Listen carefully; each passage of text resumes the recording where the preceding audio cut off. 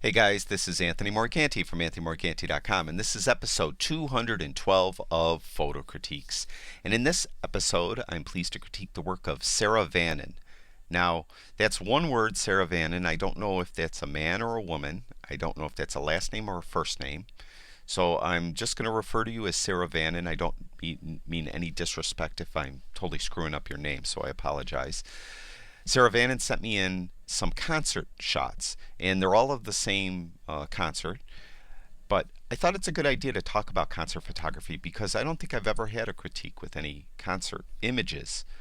And um, it's really a fun thing to do if you ever get a chance to do it. But one thing you got to be aware, the light when you do a concert is incredibly difficult to shoot in. And you really need just about every concert photographer I know of uses a 70 to 200 millimeter lens, f a 2.8. So this is a very expensive lens. I have one from Nikon. I think it's $2,400. Um, Canon makes one. I'm sure it's around the same price, if not more. Um, Sigma and Tamron make them, and I think they're around $1,000 less. So if you really want to get serious, anyone wants to get serious about doing concert photography, it's a lot of fun, but you really need some fast, expensive glass. And so be prepared to, really pony up the bucks for that stuff. Now that said, Saravanan was kind of hampered because they have this 55 to 300 millimeter f4 to 5.6 lens, so it makes it a little more difficult. As you can see in this shot here, this is ISO 3200 at at 1/25th of a second at 55 millimeters. So, handheld, this is a difficult shot to get. This, is wide open on this lens. But, as far as the exposure, Saravanan did a great job. Now, one thing I got to add too is Saravanan sent me the raw files and JPEGs and wanted me to critique both, but the critique would be an hour. And I just am going to critique the JPEGs because I could tell, what you did. I know what a raw file should look like. I know I glanced at the raw files, is what I'm trying to say. So I know what to say. Let's put it that way. So in this case here, you did a fine job with exposure. As you can see, the light I was talking about, the man that's under the spotlight is perfectly exposed, and everyone else down here, there's a different color light on them. So you get these weird lights where if you were even photographing a band of 4 people, you might have the singer under one light and the guitar player under a different light and the drummer under a different light. You know what I mean? So it's tough. One thing though I'll say about this composition, it's crooked. As you can see, this side of the stage is lower than this side of the stage. So you got to really be careful that you get this type of thing right away. So make them level so it's not crooked. It's still actually a tiny bit crooked after I straightened it. So make sure that you're very careful and you get everyone nice and level. This one too is a tiny bit crooked. This side's a little lower than this side. It could be slightly an optical illusion, but now as you can see, the color is off. Another thing too, even if they don't have colored spotlights on the people, sometimes you have mixed lighting. You have incandescent lights, and then you have some of these mercury vapor lights. You have all these different colored lights on the people, so it's hard to get a nice color balance. And as you can see here, it's not perfectly color balanced. And really, the way to get around that is to go and just take saturation down a little bit. So if you take saturation down a little bit, it helps. You can see their skin tones are a little better generally. So there's before, there's after, before, there's after. You can see it takes a lot of the yellow out. Just bringing saturation down a little bit. Now in this shot here, you can see now we have different light again. Again, we're very crooked. We got to really concentrate on keeping the camera. Make sure that you're as straight as possible. I think I might have went too far. Yes, I went a little too far, but you get the idea. It was a little crooked before. Here, let's try it again. Because I am kind of a perfectionist. That's a little better. Anyway, so you want it straight. And again, what you got to do is you got to pick and choose when to shoot. What I mean by that is when you focus on where you want to focus. You want this shot, and wherever you're focusing on, By the way, I would suggest you focus on the conductor in this shot. So you focus on the conductor, and the light is changing. The gels are going through the the floodlights on stage, and you got to wait till there's a neutral color being shown upon the on the people. Then take your shot. Um, so you got to be really patient.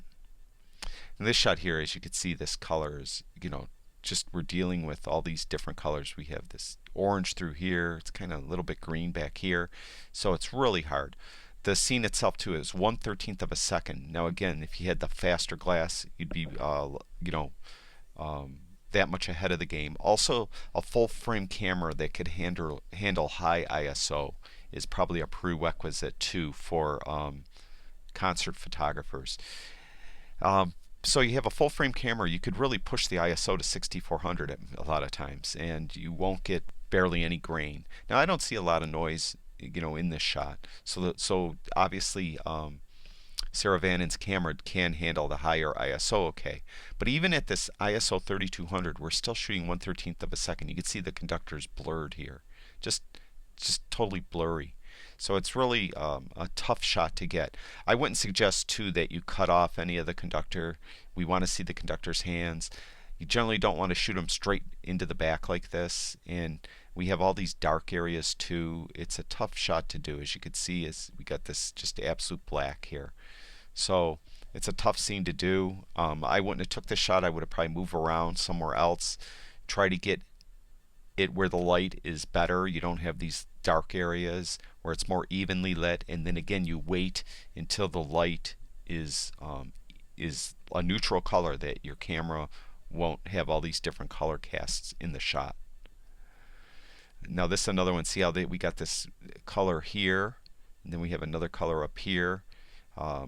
This is really difficult to shoot. This is probably the extreme, this concert here, as far as the lights, because it's such a big area and so many different people on stage. A lot of times, I'm talking about you're photographing an artist, so you're photographing, a singer, like just a single artist, so it's a little easier. Or maybe you're photographing a rock band, so there's 3, 4, or 5 members. It's a little easier. But when you're photographing a large group like this, it's really difficult to wait till the light is really even and neutral. Now here we're photographing the individual person. Now you're at 280 millimeters. We have this guy cut off over here and her cut off over here. So in this case here, I probably would have moved my camera to the left, because even if you zoomed in at 300, you're not going to avoid having those people in the frame. So I would have moved my camera so he was more to the right and she was fully in the frame. You would have cut this guy right off probably. Hopefully you have it right here. And I think this would have been a strong shot, because she is admiring his singing. She is looking at him and admiring him. So it's a nice play. You got a nice. I assume he's singing, and she's admiring it. Color balance too. You could see how it's little rich. So I would again go to saturation and pull saturation down, and you can see it helps even out the skin tones a little bit. Now he is a tiny bit blurry too, so you got to really be careful with the focus. See how he's blurry? You really got to have this tight focus. I think you're partially being limited by your equipment. If you had a really fast lens, as I mentioned, they're very expensive though, and you focused on his eyes, and it would have blurred the background a little more, and he would have popped off the picture off the screen a little more. So again, composition. Avoid. The main thing is though, avoid cutting people off like that. Now this is a nice shot. You got no one cut off. Again, we got this weird color back here, but it's a nice shot. It's still a tiny bit blurry. You can see how his eye here is a little blurry. So you really got to be careful. And even when you're this far away shooting at 300 millimeters, you got to focus on his eyes, and it's hard to hand hold this at 1/60th of a second. So you did a nice job. I mean, there are some clearer parts in the picture, but again, you really got to focus on the eyes. If you had the faster glass, it would help too. Again, on this one too, I would probably pull saturation down just a little bit. It's a similar shot to before. Just now you're at 165 millimeters. Now we got this different color back here, as you can see in this one back. How we're just like rotating colors. So this one here, um, I we have stuff, too much. It's very busy. We have a lot of busy stuff over here, down here. I think the tighter shot was better, and I think you would have been better off zooming in and cutting the frame off, like behind this girl here, and getting more of the piano in. I think would have been a better shot, and you would have cut off some of this at the bottom too. And again, on this one, I pull saturation down a little bit so these weird colors that are all over the stage aren't as dominating. It's a nice shot too. One thing too is you don't want microphones when you're taking photographs of singers or artists like this. You don't want microphones obscuring their face.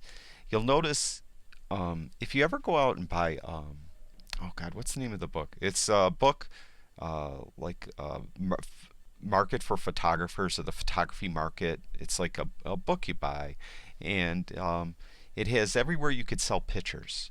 And when you look at these books and you look at like any magazines that want to buy pictures of artists, that's singers and bands, they'll say they don't want them eating the mic and they don't want the mic in their face. So you'll see whenever they do have a picture of the artist singing, let's say, it's way to the side so that the microphone is not in front of their face. The microphone is in front of their face. So you're way at the sides. The microphone is over here, and you could see the entire artist's face. So I know you're probably, you didn't have probably press credentials for this event, so you just couldn't walk around anywhere you wanted. But if you ever, anyone ever really wants to do concert photography, these are some of the things you got to know. You don't want the mics obscuring their face at all. So you got to get yourself into an angle where the mic is in front of their face. Like, this is a nice shot. Again, though, it's still soft. It's just not tightly focused. And we really gotta, I know it's hard. I mean, you're shooting a 300 millimeter lens at 1/60th of a second. It's very difficult. So you gotta really do the best you can. If they allow monopods in, sometimes a monopod will help.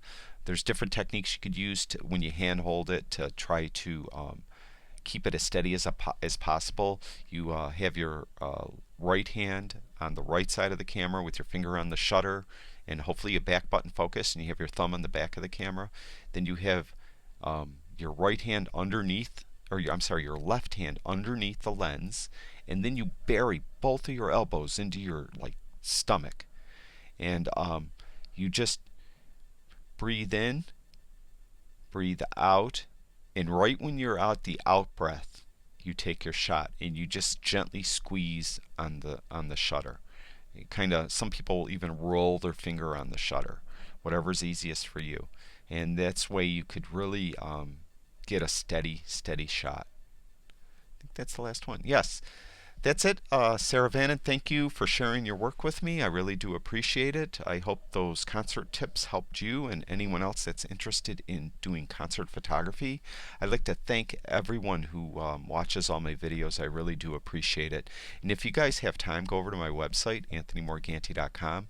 I have all kinds of photography stuff over there. And if you could, go to YouTube and subscribe to my YouTube channel. I'd really appreciate that. And that's it for now. I'll talk to you guys soon.